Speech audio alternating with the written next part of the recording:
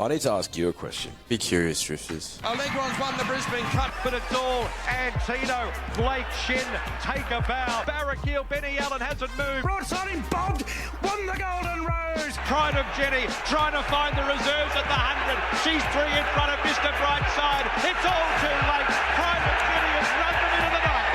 Switzerland, a big winner by 2.5 Bellatrix Star. He's down, Jolly Star. She is a star in the making. Jolly Star bolts in. It's all Isthmus. She's very smart and fast. So I think there's about 7 or 8 horses in that intro. I think 5 of them we've nearly retired. Where are they now? Yeah, we've retired them. We were solely responsible for their retirement. Yeah. It could potentially become a bit of a curse, the intro song. It could. I don't know if you saw It's Mrs. Jump out the other day, but she looks like pure shit. Oh, did she? Yeah, like I'll have to follow up with the stable myself to see what's going on. But yeah, she did not look good.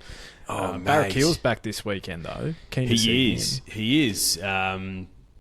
Benny the Barraquil, Benny Allen the Barraquil's on him. Yeah, he was supposed to come back a couple of weeks ago, I think, but I don't think he trotted up in the eyes of the Victorian vets quite well enough. So hopefully he does get there on Saturday. Yeah, it's definitely spring is definitely sprung already. It doesn't feel like it. It feels like it should be a few more weeks away. Oh, mate, in more ways than one for yours truly. Yeah. Speaking of coming early. Oh, my God. So, Drifters, as you might have seen on a little sneak peek, you might say, I was in a dark room saying that the podcast is officially back for season 11. 11 seasons we've given you. 11. That's Legs 11. a hell of an effort from us. Yeah. But you might have seen a little guest star in there called Little Jack, son of myself. If it was someone else's son, I'd be concerned, mate. So he came into the world 11 days ago. Season 11 days ago. It was meant to be. It was meant to be. Mate, he's already a little Lions fan. Born on the 10th of August. Just the Ashcroft brothers in his birth date. Just one of the greats already. Yeah, 10's a strong number. You're a fan of 10, aren't you? Mate, 10-8, my favourite poker hand. It is. Already a massive fan of the young man. He knows where my bread's buttered, so yeah.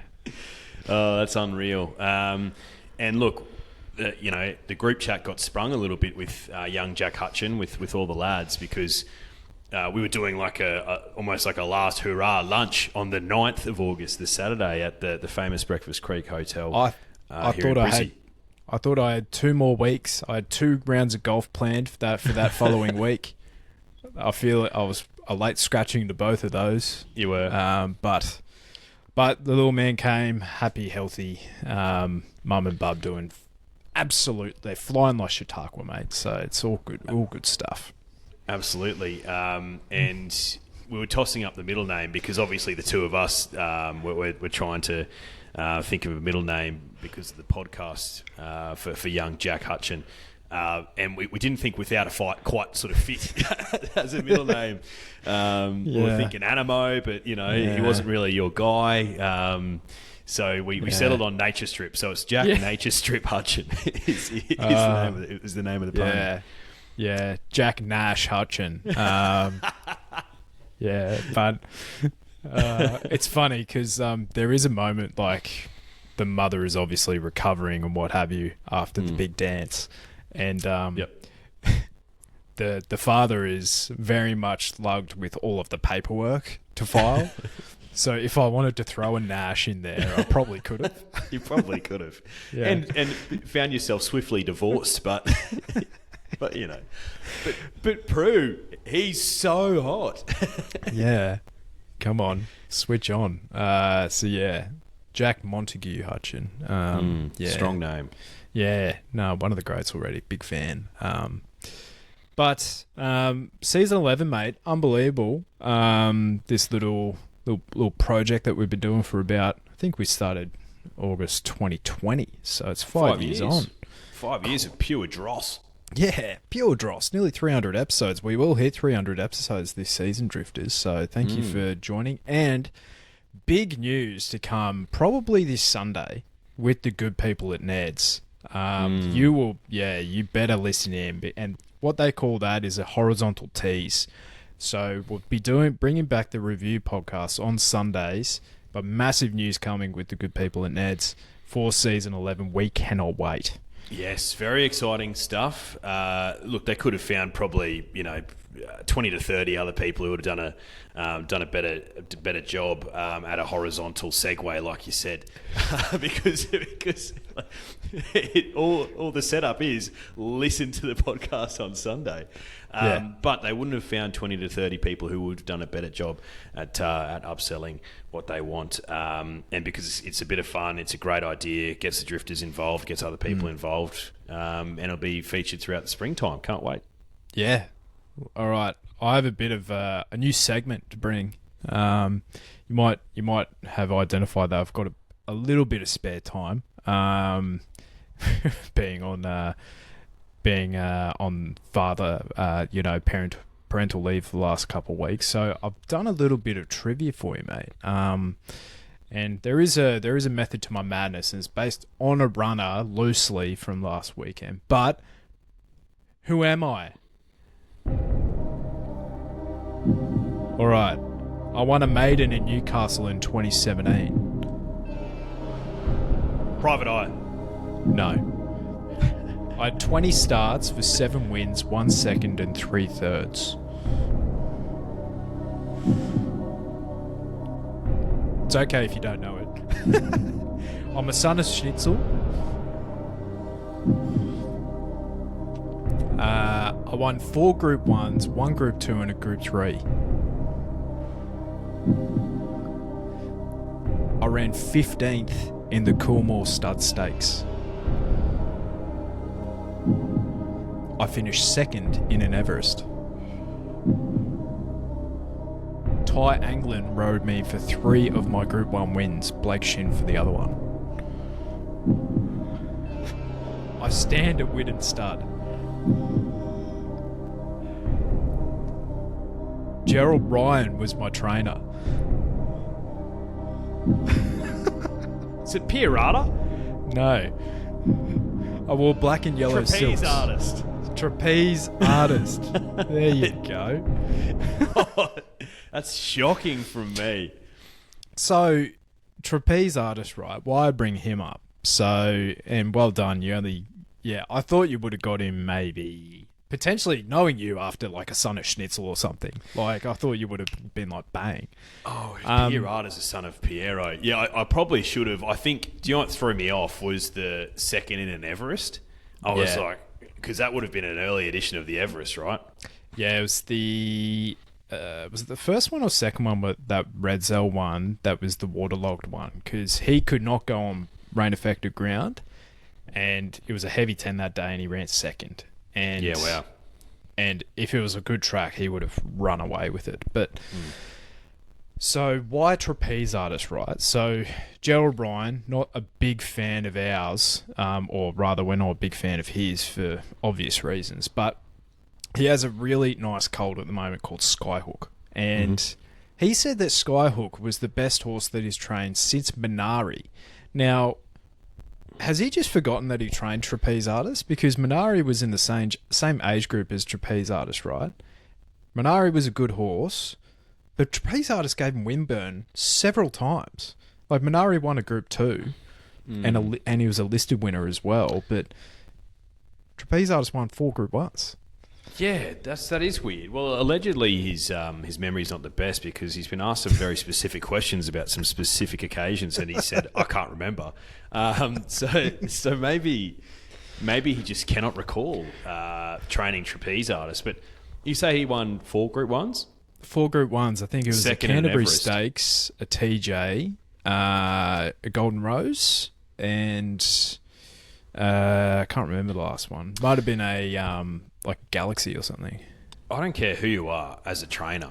It doesn't matter if you're Chris Waller. If you've got a horse who's won 4 Group 1s, particularly in the sprints, you well remember who that horse is. Yeah. But the thing is, right, is like, so his last Group 1 winner, I believe, was Ellsberg. That horse won at Epsom as well. Like, he's had decent horses since that time. It's just, to me, it was just a weird comparison. So, but yeah, Skyhook, mate, that was a very impressive performance last weekend. It was good. It was good. I was on Peloton, who I don't think was in the best part of the track, but he still would have been beaten irrespective by Skyhook, who looped them. Yeah, it smashed the clock. Fast late sectionals. You'd think he's an obvious one for the Golden Rose and the Coolmore Stud. Lugged some weight too. Yeah, he was top weight with 60 kilos. So, yeah, very impressive performance. And stable be damned. If he puts cash in my pocket, I don't really care. All right, Randwick this weekend. The rail's in the true position on a heavy 10. Now, I've heard whispers that apparently the rain is easing tomorrow and Saturday, so there is still a chance that they will be racing on Saturday. Failing that, I've heard the backup is Monday. So just because Sunday forecast is pretty fine, and Monday's looking okay as well. So, I think he'll pretty much be a very similar situation for a lot of these anyway. But, yeah, I'm just going to wait and see. Even if it goes ahead and it's a heavy 10, like, fills me with some serious trepidation to have a bet. So we'll have to wait and see. But let's just do the form, I guess, as if we were racing on a Saturday and it's going to be a heavy 10. Yeah, mate. If they're racing, it will be as much, won't it? So yeah. True. All right, the Premier's Cup. So race 5, 2,000 metres, Group 3 handicap. Previous winners of the race, Elias, this is when he was an absolute winning machine last year. Hosier, Arapaho, the old man, won this 3 years ago. Harpo Marks, Mugatoo, Woogok, one of the best wet trackers we've ever seen, and the Big A of Ilias has won this as well. Any firm opinions for this race? Oh, my only firm opinion is that I wouldn't want to take Saltcoats at a small price of $2.35 with the good people at Ned's. I understand why he's in put up favourite. He's got great heavy form, and he's bringing a fitness edge into this race. But he doesn't fill me with a lot of confidence at that price. What about you? Is there anything that you want to dive into? I'm happy to leave this one through to the keeper. If I'm having a spec, right, and I thought Good Banter is a mare who I could potentially have a bit of a punt on. If you take her good runs out of her resume, she has a 33% winning strike rate. She's the bottom weight here. She's getting out to her pet distance for a stable who I think is in a little bit of form. Like, I think she's definitely a winning chance here. Good Banter. So, like, 2 of her 3 career wins are at this distance. She's got a 50% winning strike rate at the distance as well. Bit of a step up in class, but there's no world beaters here. Absolutely. And she absolutely loves the slop. So I think Good Banter is over the odds at $9. Couldn't talk you out of it. That's the most important thing. All right. Race 6, the Silver Shadow Stakes, Group 2 for the fillies. Set weights and penalties. Within the law, $4.20 here. Savvy Halley at $4, and the favourite is Agar Wood for Waterhouse and Bott. Who do you reckon is the best winning chance for this mob? It's another tricky one because we talk about this all the time, and this is Captain Obvious areas, but that transition from 2 to 3 is so significant because a lot of the 2-year-olds who are beaten up on other 2-year-olds in the autumn they're doing so because they've developed faster. So then when you make that transition to 3, some of them just don't grow. So it's one of those races where you probably want to wait and see what the market does a little bit, because if there's some money coming for a particular horse, it might have made the necessary jump, and the stable's sort of making a big push for it. Or otherwise, you're looking at them in the yard and you're looking at something like Within the Law, who is, based on CV to this date, is clearly the filly you'd want to be with. Maybe she just hasn't developed it all into a 3-year-old season. So hard to say. I want to see her come out and run well Within the Law, because I think she's a filly with some serious guts. And she was super consistent the whole of the last prep. She draws a nice gate here and gets Jason Collett. And if he's not, number one, he's definitely one of the best wet track jockeys in Australia, in my humble. Look, she's out of Lucky Vega and a done deal mare, so I presume she'll be able to handle the heavy deck. Presume. What do you reckon? Yeah, I think she's one I'm looking at, but I want to see her go round just because of that taxing first prep. Like she fell over as well. And she kept running after that. Yeah. So for a 2-year-old, 7 runs in her first prep, that's tough going for me. Fair. So she did have a really nice trial.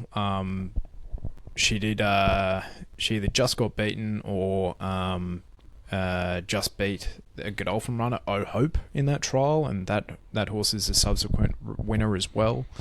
I am keen to take on Agerwood here, I think. Does have the form on rain-affected ground as well, but, who does she beat? Not too much. I think the forgotten horse, somewhat, still pretty short, is Savvy Halley. For Brad Witter, so has a bit of the shaggies about her, this girl. 900 metre maiden at Newcastle, went out and beat him by 5.5 lengths on a heavy 9. Think you have to have some sort of talent to do that, but it's not a one and done flash in the pan on heavy ground. She ran second by 1.5 lengths to Nepotism on a heavy 8 in the Bailey in the autumn as well.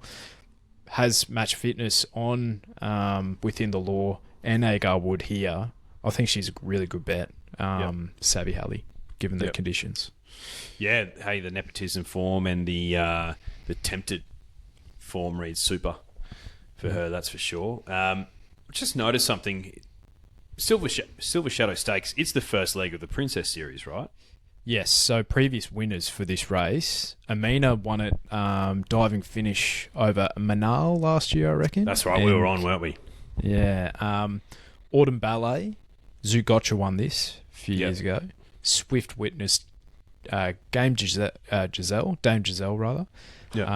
Libertini, she was an absolute star. And then she was Fiesta, good. my girl. Yeah, she was good too. Yeah, so... It's a smart fillies race. Yeah. To that point, where's the Chris Waller horse? Yeah, well, you don't see J-Mac riding for Gary Portelli that often, do you? But that's the thing. There's no Chris Waller horse. You'd think, how many 2-year-olds has he given this season? That these horses were the season that these horses were yearlings. He targets this Princess Series every year, usually with multiple fillies. Yeah, he doesn't have a single one. No. Maybe it's the wet decks and he hasn't been able to trial them and they're running a bit behind. But yeah, I found that very interesting. Yeah, Bia Sustainer's running this weekend though, so she sure is. All right. The Toy Show quality Group 3 1100 metres for the fillies and mares handicap. Previous winners of this race: Komochi, Parasol, Zapateo, Fachu, Sweet Deal. So some quality mares there as well. What do you do with Autumn Glow here? She's never seen anything worse than soft 5, I believe. You have to take her on trust, right? Yeah. Oh, you won't find me diving into a horse that's sub $2 and on a heavy 10. I just want to watch her go around and hopefully win, because I think if she's as good as what we think she is, she puts this field to the sword, you'd think. If you want to try and find something at odds, we were just talking about a filly called Amina, who ran fourth in a Group 1 Goodwood and ran second in the Sangster. And I think that was off a pretty significant break. She hasn't seen a heavy deck before, but she's a man that I've got some time for. So at double figures, I could talk you into worse bets. That's for sure. I'm for the Trial Freaks. Gangster Granny down the bottom with Great Tyler name. Schiller on. Was about 3.5 lengths off Autumn Glow in the Derby Munro in the autumn. So has some sort of talent, but by all reports, she's grown into her elderly body, Gangster Granny body. So, and gets a fair, a couple of kilos relief there on Autumn Glow, but I think Autumn Glow is definitely the one to beat, and plenty of intention here because I've heard Autumn Glow could potentially be even on an Everest path. Would you believe it? Oh, they're all on an Everest path. And if they're not on an Everest path, they're on a Golden Eagle path when they're 4 years old. This year, I actually understand a little bit because the Everest has it will have a long tail this year. Big time. Yeah. Yeah. Yeah, I think you'll see. I have an early prediction for the Everest actually. Joe Pride will have a runner in flight. I think she is a filly, or a mare rather, that has a lot of talent. Only coming through the grades. I think she might have picked up a list to a Group 3 win at Caulfield recently. Yeah. In the last month or two, but she just, and it's a bit of those silks having a bit of a Mandela effect on me, I guess. But I feel like those silks in particular, they can have a really rapid rise to fame. They certainly can. But she's if there was a queue of finding the line, she'd be right at the front of the queue in flight. She's an absolute line chaser. Yeah, she has some serious talent. The Everest is an interesting one for these 4-year-old mares. I don't know if in flight's 4 or 5 now, but anyway, because you sort of can see a few of them jump out of the ground when they make that, when they take that step up to open age. Maybe this is a race where, maybe something beats Autumn Glow and all of a sudden it's being talked about as an Everest horse. So, yeah, I love these early spring races for that reason because of the unknown. I think In Flight's a great shout, to be honest. Really good shout. Didn't think of her. Yeah. All right. Race 8, the Winx Stakes, Group 1, 1,400 metres weight for age. Previous winners, Via Sistina won this last year. Fangirl, Animo, Moanga, and Very Elegant. Yeah, I heard on radio that if Via Sistina wins this, she'll be the oldest mare in 70 or 80 years or something to win a Group 1 race. Yeah. So Dan O'Sullivan, the ratings guru, said there hasn't been an 8-year-old mare win a Group 1 or Group 2 race in Australia for at least 20 years. Wow. So she's in uncharted territory. She is a Northern Hemisphere mare, though, so she's actually 7.5, right? But, it's still one of those things where, like, oh, shit,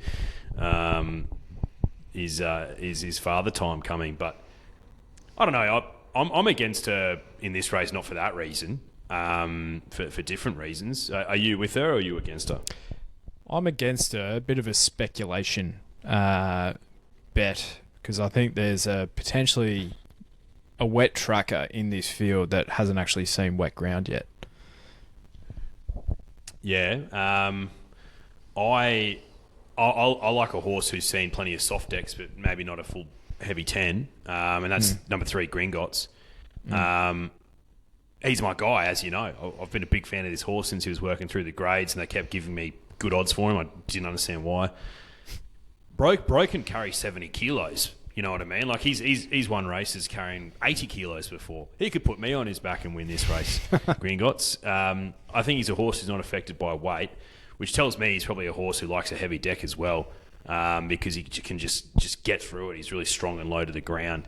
Gate 10's a little bit sticky, and Tommy Berry's a little bit stinky, but he's a horse who shows more intent than most of these other horses, because most of these other horses are trained by Chris Waller, and they show next to no intent. So I'm happy to be with Gringotts. I think his soft form lends me to believe that he'll enjoy the heavy deck, and I think 1,400 metres first up suits him more than it does a lot of these others who've got bigger fish to fry. He doesn't probably want much further than this, right?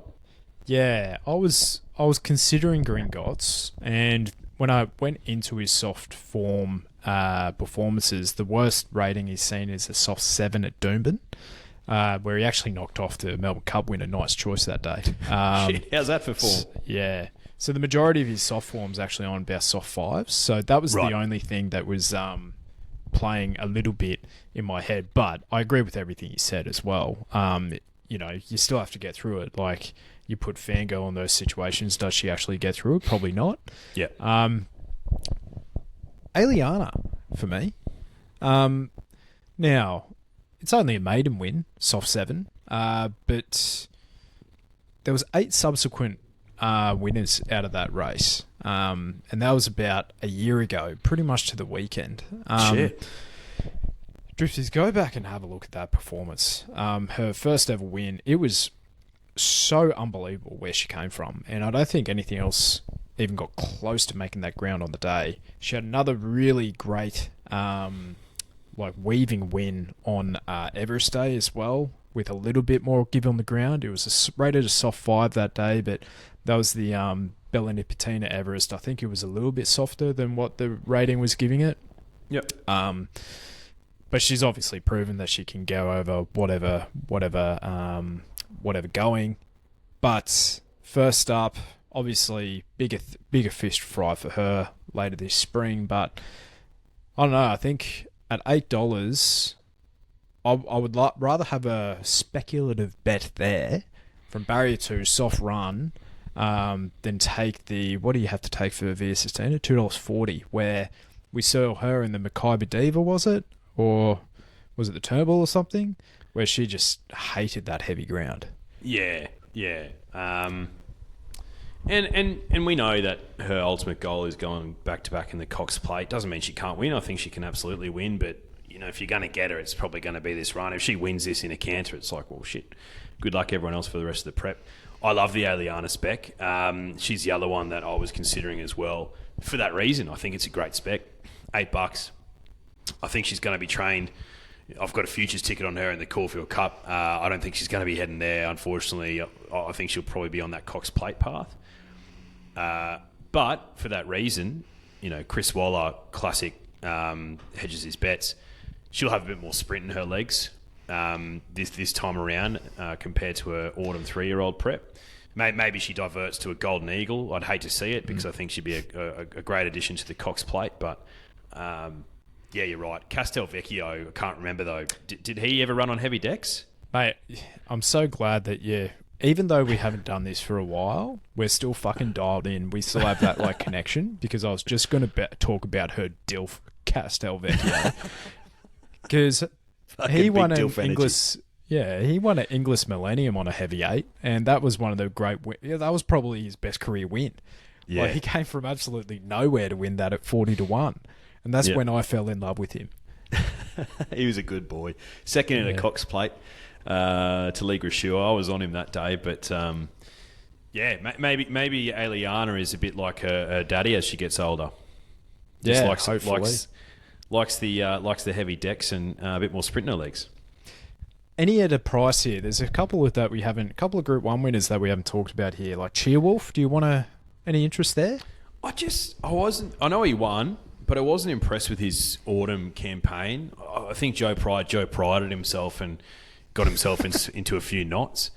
I've seen some talk around saying that he's a genuine swimmer. I'm like, well, I haven't seen anything that suggests to me that he laps it up. I think he just is a line chaser and needs some speed on. I don't think he's going to get that in this race.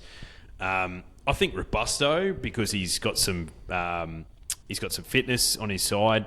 It could just be one of those ones. You take him to the front, Bjorn Baker, and maybe can steal it. And I think Arapaho, I know he had a Sydney Cup win last prep, but he loves a heavy deck, and maybe he could shock at a big price. But yeah, a few other Group 1 winners, Fangirl, Light Infantry Man, I just think probably want the drier deck. Yeah. Or Eternal on the quick backup. Like, if he's going to run top 3 in a Group 1, it'd be this one, surely. He's an absolute swimmer. Will probably go to the front. He's never... How many attempts has he had? He's had 4, 7, 9 attempts from listed ratings up to Group 1s, and he's ran third once, and that was to who was it? Predetermined? Yeah, Predetermined it might have been. So, who's, didn't land up being the horse that we thought he would be. So, he's definitely not got the resume of some of the others, but he's probably in career best form or eternal. Yeah. No, wouldn't. Well, look, I'd be shocked a little bit, but if he was going to do it, like you said, and maybe we see Fangirl in a Memsey instead. Wouldn't shock me. Oh, I was looking at the Racing Australia website when the field was first announced, and the barriers, and every single trainer not named Chris Waller already had a jockey nominated, and Chris Waller didn't have a single jockey nominated on any of his horses, because a lot of these were probably. He was probably thinking, depending on your gate, maybe I run you, maybe I don't. And I tell you what, if that doesn't stifle early betting, I don't know what does. Come on, Chris. Come on. All right. Who have we got here? The Show County Quality. So Group 3, 1,200 metre handicap. Previous winners. Jolly Star, I think, absolutely brained him last year. Buenos Noches the year before actually got himself an Everest slot off that run. Showmanship, who I believe was in the absolute slop that day as well. Private Eye, and then Rohiran, the old Godolphin runner, won that a few years ago as well. Lazura, saved for this. She had a good prep in the autumn. She did. I like Lazura. I think she's a good horse. She can absolutely win this race. I'm going to have a bet on a guy who's at double figures, though, because if he comes out and wins and I'm not on, I'll be physically ill, and that's number 11, Espionage. I backed him a couple of times in the autumn. I thought he was great first up in the Oakley Plate, and then he fell off a cliff, but he was resuming after about 12 months off. So finds a heavy deck here. I think that'll suit this son of Zoostar. He's only got 53 kilos on. He's got Gate 1, and he's got Timmy Clark. I reckon just go to the front with him, Timmy, and say, catch me if you can with a lightweight. Heavy deck will suit that style of racing. He's $10. I've got to have a bet on him because, like I said, I've just got to have a bet on him. Yep. Here. Call me Natalie Imbruglia. I am torn between two here. I might have to have a Ned same race multi or a Quinella between number 5, General Salute. I was very impressed with his preparation last in the autumn, and even when he was on good ground at Eagle Farm, he wasn't disgraced. And my guy, number 6, Corniche, who's now gelding, he's been trialling up like an absolute bomb, and he resumed about 5 weeks ago. Have a look at his last 100 there. The 1,200 metres is only going to suit him, and his career best run was over 1,200 metres on a heavy 10 at the Sunshine Coast, where if the comments in the RaceNet form guide are to be believed, he ran 5 sub-12 sectionals in a row on a heavy 10, that is absolutely freakish stuff. I think he's got a lot of talent. I've thought that for a long time about Corniche. He's just, with the gelding operation, I think he'll be a bit more genuine. He's just a bit of a dumb horse, isn't he? Yeah, he is. He's a big dumb chestnut, lopey little thing. Yeah. And given the price for him, I'll probably land his way at $8.50. I think that's over the odds with a horse that is proven on the super heavy ground, and he's another run into his preparation. Yep. All right, I think that's all she wrote at the at Randwick, mate. So. Yep. And then we just have the one at the Valley. So the Carline Stakes, race 7, 1,000 metres listed, set weights penalties. Do you have Mornington Glory this year, or like not really? No. I'm keen to be with Benny Allen, the Barraquil. I feel like back to the scene of the crime, Moonee Valley, Gate 1. Take a prominent position and just skip away. He was up for a long time last prep. I think that peak run at the Valley was his peak run, and he probably should have been spelled after that. particularly because of his injury history, and maybe he wasn't quite right in the next 2 runs. Not that he was too poor, but he wasn't anywhere near what he was like at the Valley. So I'm happy to be with him, particularly because he's $5.50, and look, we might not see that again for him if he absolutely brains them here. So, and plus Oak Hill, he's undefeated since he's joined the Hayes brothers stable, and he was fantastic in his last 2 starts over 1,000 metres. But they were benchmark races, and he looks like a horse who maybe could take the next step, but I want to see it, particularly at that price. Whereas I've got Barraquil here, where I know that his ceiling is an Everest horse, so happy to bet on him. Everest horse ceiling. Wow. Yeah, well, not necessarily to win, but I think that display at the Valley when we were there, he put him to the sword, smashed the clock, and that's the sort of performance that gets you in an Everest. Will he get one? Get a slot? Probably not, but I think he could be competitive to a degree if he was in the race at his best. When we were there, when we tipped the card. Yeah, I when we remember tipped that. the card. Yeah, you remember that? Yeah, it was good times. Good times. Yeah, I do remember that. Well, his next run in the Champions Sprint, he was only just over 2 lengths away from Sunshine in Paris. Like, at weight for age level, like, that's genuine Group 1 form. I'm with him as well. I think 1,000 metres might be a bit too slick for him, but as you said, scene of the crime, barrier 1. Hopefully he jumps on pace there, and we'll see the best of him. There's going to be a bit of speed here, because go and have a look at this number 9 Dreamzell. Who's out of deep field, believe it or not, but the dam's out of Schnitzel. But this horse just goes handlebars down and just runs to the front and goes, hey, catch me if you can. At least he did 2 starts ago.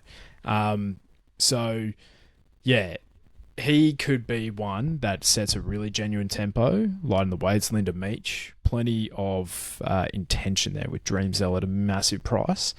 But I reckon Barraquil can... Yep. Yeah. I reckon he can win. His ultimate aim this prep is apparently a Manicato. So...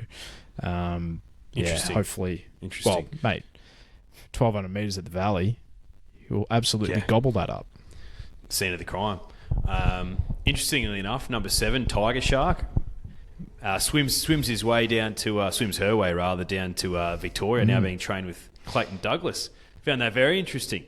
For those of you who aren't familiar with Sunshine State Racing, Tiger Shark is a horse who you're not on. She's paying 20 to 1. She wins. You're like, I might jump on her next start. She's $4. She loses, and then the pattern just keeps repeating itself. Yep. That's her. Like, her ROI is 153%. Like, yeah. And she has a pretty decent winning strike rate, 28%, which is actually crazy. But yeah, her SP profile would be enormous, but she's just a winning machine. Yeah. So interesting to see how she goes, but Barraquil. See how he goes. Lovely. All right. Well, I don't think we do a review podcast if Sydney's called off. I think that would be silly. That would be silly, yeah. But if Sydney is run and done on Saturday, we'll do a review podcast on the Sunday. Failing that, you'll hear from us probably early next week, where we give you all an update about our exciting little project with the good people at Ned's as well. Very exciting stuff. Yeah, it is exciting. But yeah, I'm excited, man. I think it's going to be a good spring. Yeah, mate. Fantastic to see the best horses back racing. And then before you know it, it'll be Melbourne Cup Day. It just happened so fast. I know, mate. I know. And God bless us, and God bless at the tracks and the horses and the jockeys and my little baby boy. Little baby boy Jack Nature Strip Nash Hutchin. All right. See you later, Drifters. See you, Drifters.